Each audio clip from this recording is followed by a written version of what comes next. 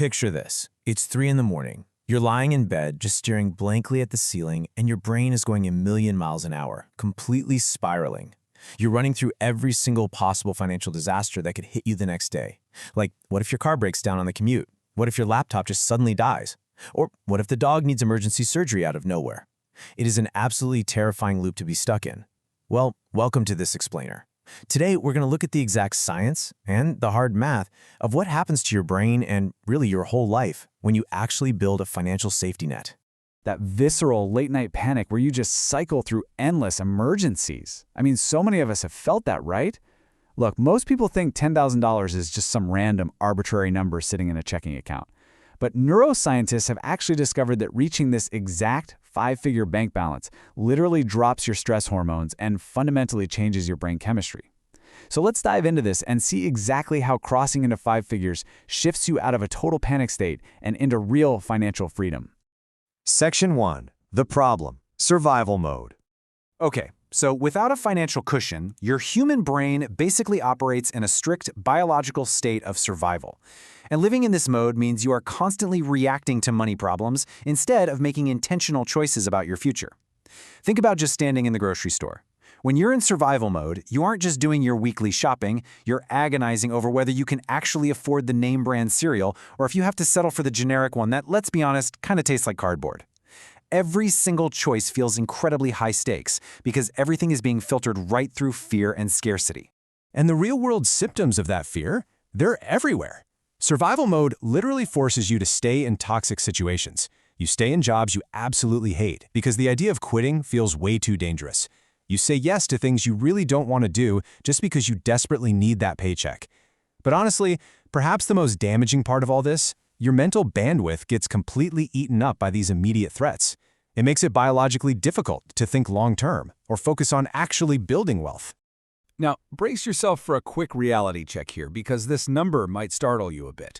Did you know the average American spends more than $3,000 a year just on coffee, takeout, and little convenience purchases?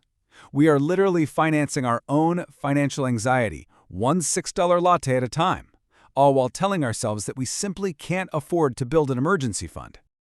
Moving on to Section 2, the agitation, the cortisol crash. So we really need to shift our focus from just bank balances to the actual biological and physical damage that's caused by being broke. Enter decision fatigue. It's the scientifically documented psychological drain of constantly figuring out if basic necessities are affordable. Every single day, your brain is making thousands of tiny financial calculations. By the time the sun goes down, you aren't just physically tired, you are completely mentally exhausted. You're just drained from the sheer volume of survival math your brain had to process. And here is the crucial point. This constant, low-level panic spikes your body's cortisol, which is your main stress hormone. Studies link this exact type of financial stress directly to insomnia, divorce, and really intense family conflict.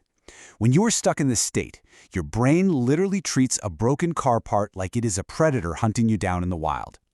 That nonstop stress slowly wears you out. It makes you irritable, anxious, and just way less emotionally present for the people around you. Let's do a quick mental reset. I want you to think back and give a brutally honest answer here. The last time your check engine light turned on, did it feel like a simple car problem, or did it feel like the beginning of a massive financial nightmare? Because if it felt like a nightmare, your lack of savings is turning normal, everyday inconveniences into full-blown panic attacks. Section 3. The solution.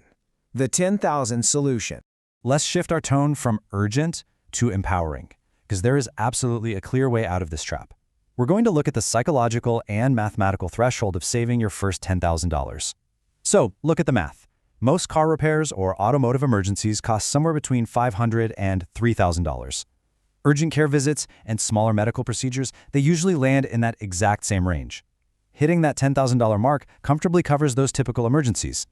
Plus, if the absolute worst-case scenario happens and you lose your job, it buys you roughly 3 to 6 months of breathing room to find another one. Mathematically speaking, it makes you highly resistant to everyday financial disasters. And this is where the math leads straight into biology. We call this the emergency fund effect. The neurobiological breakthrough here is that simply having this money measurably lowers your cortisol levels. Suddenly, that terrifying check engine light transforms from an absolute financial catastrophe into, well, just a mere annoyance. The true psychological power doesn't actually come from spending the money. It comes from just knowing it is there if you need it.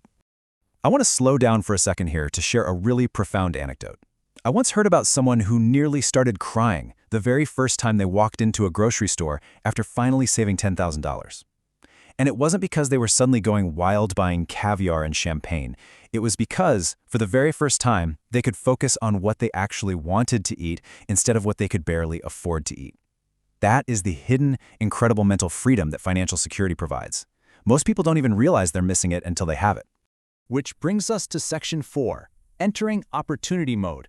This is the final transformation phase we're covering in this explainer. This is where you move away from desperation and step into true personal empowerment.